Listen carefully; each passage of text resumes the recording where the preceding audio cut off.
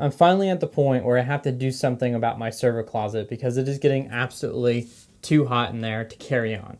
It's been like 2 or 3 degrees Celsius outside the last few days, which you would think meant the house would be cooler overall, so the server closet wouldn't generally be more hot than it normally is. But basically all winter long, it's been around 84 degrees in the closet, and since I've added so much more equipment in there, it could get hotter during certain times, especially when the network's being utilized. And because of that, I finally have something that died due to heat exhaustion. One of my Ubiquiti switches, it is the 150 watt version, the 16 port PoE one. It's dead. So what are we going to do about this? Well, there's a lot to talk about, so just come with me. So last summer, I added this vent here to the front door of the server closet so we could get additional air in there to help cool it down. And that was working for a little while, but then, of course, I added a whole bunch of equipment. We've added a second UPS, we have 2 servers and a 3rd server, so there's 3 total servers running in here now. We have all of the TP-Link equipment, and of course we have all of my Ubiquiti equipment running as well. This switch here is dead, so I've pretty much unplugged everything because it's non-operational and just kind of left it here. Just to get the Wi-Fi working, I've left this PoE adapter hanging out here, just so we have Wi-Fi. And then of course we have that fan up there that is only 200 CFM, and this used to be adequate in getting all of the heat out of the room. And even right now, the temperature in the room is 71 degrees. So that might be a little hard for you guys to see, but it's 71 degrees Fahrenheit in there. So nice and cool, but this door has been open, so that's probably why it's been cold. If I actually close this door, it'd probably be around 74.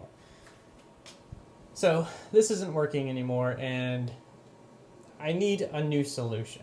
Now, maybe that involves cutting a hole in the ceiling and adding a exhaust vent there, or maybe buying one of those fancy rack mount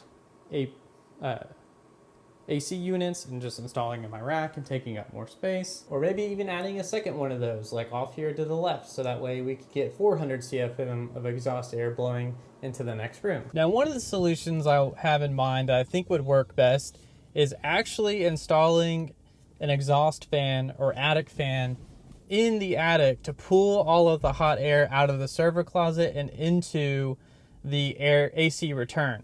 But there's still one big problem with that. The challenge I'm facing here is really with my air handler itself.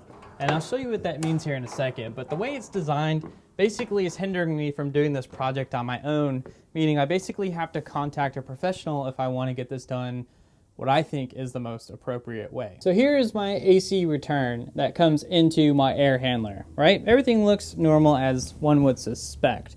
But the real problem that I'm facing here is that I don't have what they call a plenum box attached to the rear side of the air handler.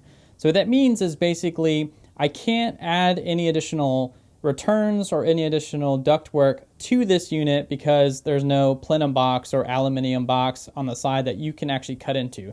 That's what those boxes are designed for, is to allow you to add additional connections. Well, I don't have one. My AC return duct goes straight into the air handler, which again isn't a problem. That is something that some builders do or some contractors do. But typically, when you don't have a cheap contractor or a cheap builder, they'll add a plenum box in here for you. So without that plenum box, I can't run another return line to this ductwork or to the air handler because you're not technically supposed to combine 2 different ducts together for the return. You should have 2 different return ductwork that connect to a plenum box on their own. So that's basically the problem I'm facing here. Like, what do I do? How do I deal with this? So what are my options then? What can we do here to alleviate my heat issue? Well, one thing I could do is call a professional and have them build a plenum box on my unit, and then also run the ducting, add an attic fan or an inline fan to the ductwork to pull the hot air.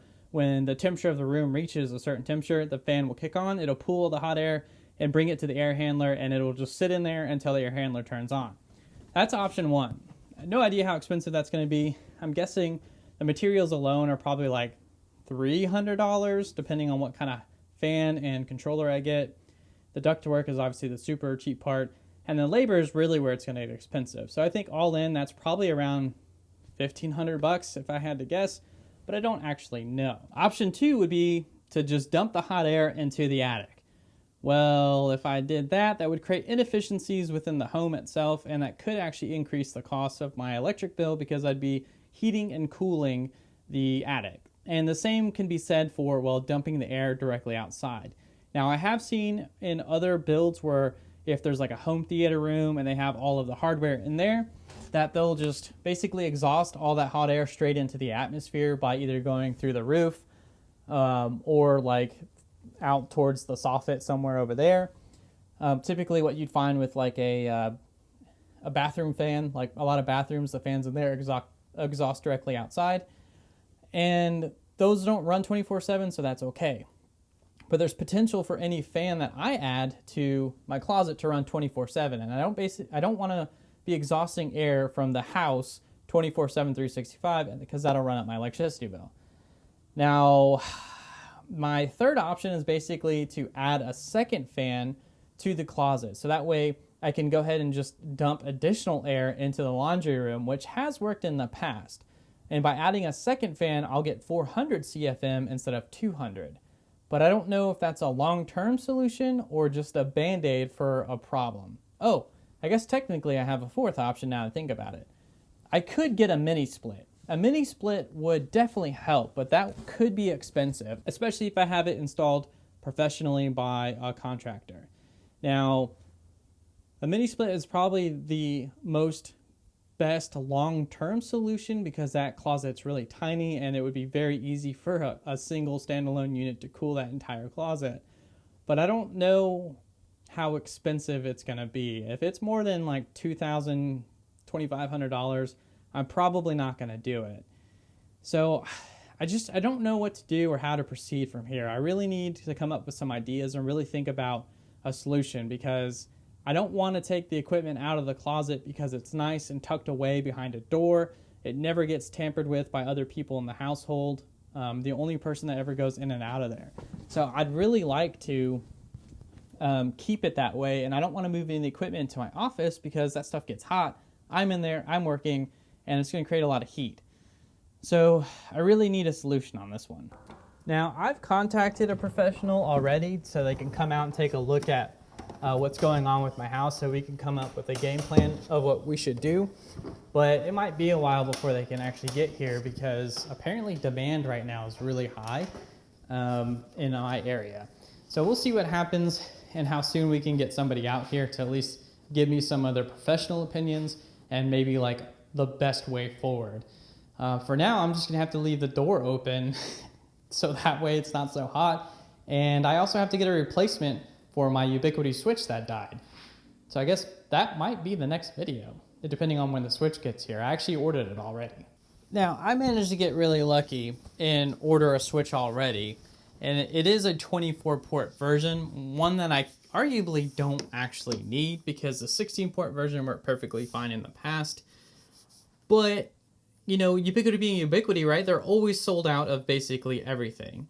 So I was forced to buy a switch that I think I don't actually need. So let's take a quick look at what I ordered.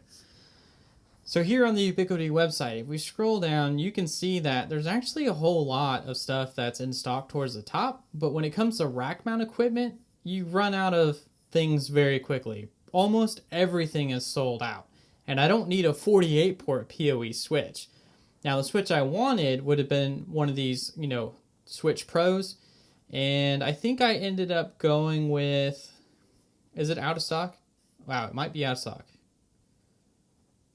The switch I ended up going with is actually this Switch 24 PoE. Now, I wanted the Pro version of this, or maybe even the Enterprise version of this, but of course it's sold out. And because I need, well, maybe needs a bit of a strong word. I really, really have a strong desire to get my stuff set up today. So I just went ahead and ordered the 24-port one that is also PoE. This one should do the job. My only real concern with this one is that it only delivers a total of 95 watts, which again is probably not an issue because I don't think I'm ever going to have so many cameras where I'll run into a power limitation. But my old switch was 150 watts. So I'm paying more money for more ports, but getting kind of less out of it. But it should be fine. The reason why I wanted the Pro model is because the Pro model has two 10 gig ports, and this one only has two 1 gig ports. Not really a problem, but it would have been nice to have that option anyway. So, of course, because everything's out of stock, that's what I had to get. And that's where we're at with the home lab. Things are kind of in disarray right now, and I have to get everything up and running, but I'm kind of stuck at the moment until I can get a replacement switch. And just because I get a replacement switch doesn't mean everything's hunky-dory. I also have a heat issue to resolve. And resolving that's going to be kind of tough because I don't really know what the best move forward is.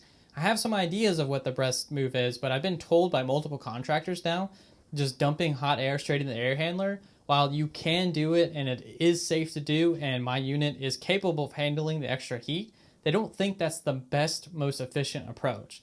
And I'm worried that they're trying to upsell me on a mini split, which I don't believe I actually need.